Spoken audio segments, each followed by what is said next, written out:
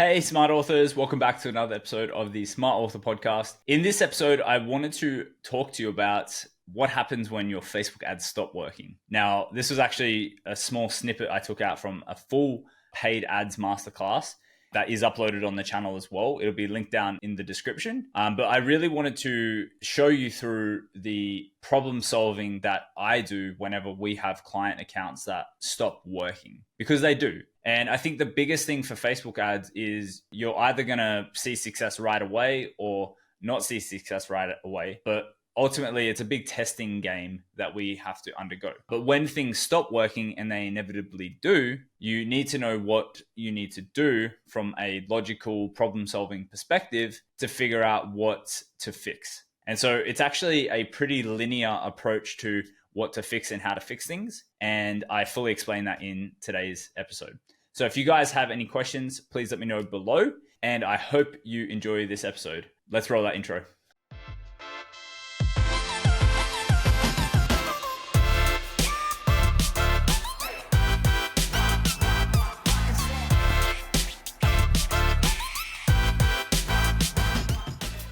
Ads don't always work. And in fact, I've had ads where it costs hundreds of dollars for someone to buy one book that's free plus shipping.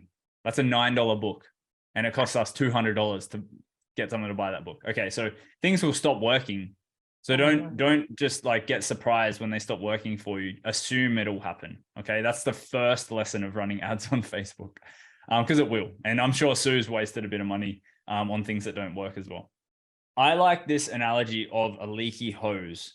Just pretend we've got a hose that has a bunch of holes in it, and the starting point is our ads and the finish point is our funnel. It is our job to start at one end of the hose, the ad side, and find to see if there's any leaks in the hose as we go along to the funnel side.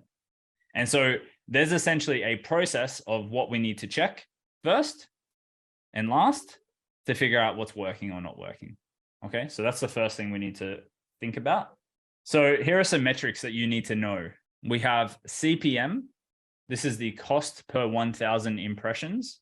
We have CPC, the cost per link click. There's two types of CPCs, by the way.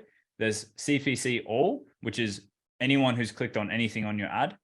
And then there's the link click cost. We want to identify the link click cost. And then there's the cost per result, which is essentially your leads or your website purchases. Let's just say that this is called CPR. Okay, so this is this is a simplistic generalization of a number that you can quickly identify to know if things are working for you or not. So if your CPM is above $50, then your targeting is probably off. Your message, your thing is not resonating with the people that you're running ads to right now. So you should probably go back to the drawing board on who you're targeting. If your cost per click is above $7, then you don't have the right ad copy or imagery to entice people to click on your ad and go to your landing page. Just remember that if we're selling our book, like we kind of want this number to be definitely below $7, but like even below $5, because at the end of the day, that's only the link click. That's not people actually purchasing your book. So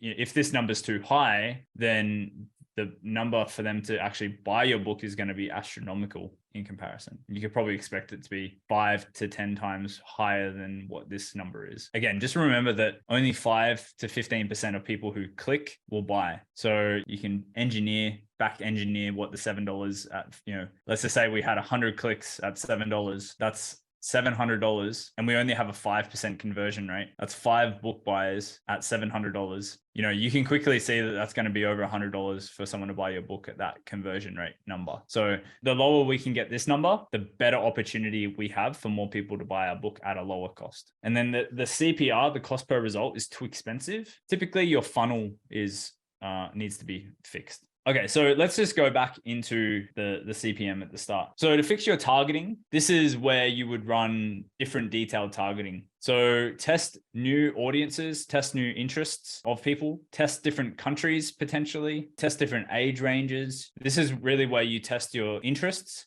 and your demographics of the people who you're running ads to. That's how you fix this problem. The ad creative. If someone isn't clicking on your ad, then the image is probably the first thing that you want to test. So update your image, use a different graphic, use a different picture, maybe a picture in better lighting, maybe a picture with better, like a more interesting background, in the background of you holding your book. Maybe a picture that looks more like it would be something you post to social media, so it looks more organic. Again, I don't have the answers for you here. I can give you some examples, and it's going to be different for every single person who, maybe if you have a faith-based book like Sue helps teaching, maybe something in a church, something that might resonate with your audience, right? The next thing is the headline, of course. So, test different headlines. I gave you one example of Sue's. You can also, you saw Scott's one as well. That was very direct to the point. And then the last one is obviously the primary text. So adding in a little bit more story, a little bit more emotion to connect someone who has the same problem as your audience, and elaborating on that more. The more you could explain someone's problem to them, the more likely they're going to see you as a solution to that problem, and your book in extension to that. Okay, so the funnel, there is a couple of areas where we can quickly identify changes on the funnel. The first is the headline. The headline is like the opening hook of your page. I gave you a very, very simplistic one before, but I would say like having a benefit and a problem headline is probably something that I would recommend the most. And that is something like, faith-based women, are you struggling to write your book? My new book reveals a way to get a book out of you in the next 30 days, like without the overwhelm, without the stress, without XYZ problem. So you can kind of just like think about different ways that you can phrase your book's problem and solution in a way that resonates with your audience. The next thing in the funnel to test is your offer.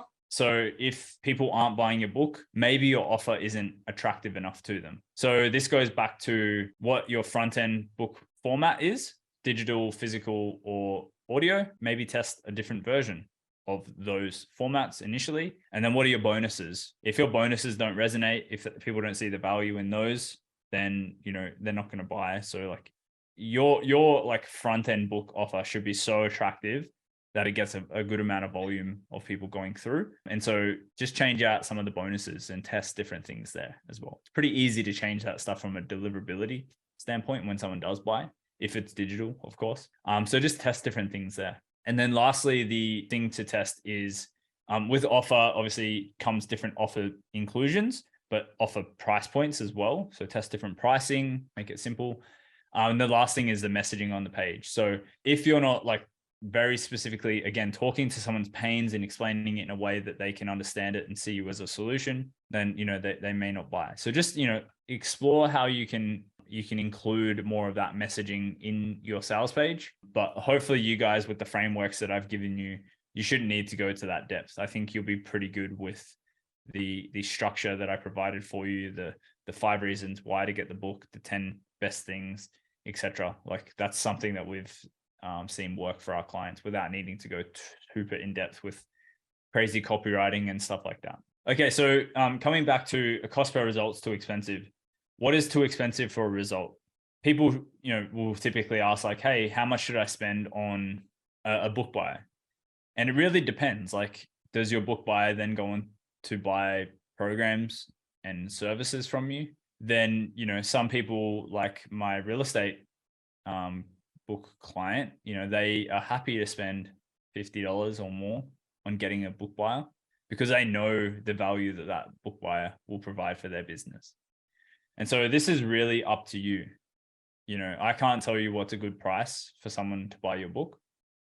And it also depends on your funnel. Like, does your book funnel have an average order value, which means the amount on average that people spend in your book funnel? Does it have a average order value that is $50? So therefore you spending $50 to get a book buyer breaks even on your ad spend. Then if that's the case, then, that's a comfortable number for you to set aside for people to buy your book. Sometimes you're happy to spend a little bit above that. So maybe $70 for someone to spend $50 in your funnel, or maybe $30 for someone to spend $10 in your funnel. it's up to you really. It's what you're comfortable with. It's what you feel okay with setting aside. Now, I would actually recommend that most of you set aside a specific amount of money to run Facebook ads with to your book funnel without the expectation of any return on investment directly in the funnel. The really awesome thing about books, and I'm sure Sue can attest to this as well, is that it creates tremendous rapport and authority and credibility in the space that you're in. It's not all about making money from your book. You'll find that if people get your book and read your book and love your book, then that might not return anything on that relationship for several months, even a year or even more. But the level of authority and credibility that you've just built with that person is amazing. And they'll tell people about you if they enjoyed your book. And you'll find that it will naturally progress if you market your book in an effective way. And it kind of compounds in that sense. And so, today it might feel like it's expensive for you to run ads and there's no direct return on investment with the ads that you're running. But I promise you that it will return itself tenfold just based on the efforts that you do today. Like, that's the really cool thing about books. And that's why I love marketing books for my clients. Cool. So once we go through the process, we'll have fixed the CPM, we'll have fixed the CPC, the CPR, the offer, the headline, etc. So, we should have band-aids on all of our posed leaks. And if it stops working again, go back and check if the band-aid's leaking. Go back and see if the leak's happening. You just need to go again from start to finish. Like, every single time a client's campaign stops working for me, I just go from start to finish and figure out how to fix it. It's again, it's going to go wrong. You just need to know what to do to problem solve this. Do you have a book that you would like to get into the hands of more people? Are your ads struggling and you need some help? Then book in, pun intended, for a book marketing review with me, and I can show you how we can get your ads working and how we can sell way more books. Click the link in the description to book your review. I'll see you on the other side.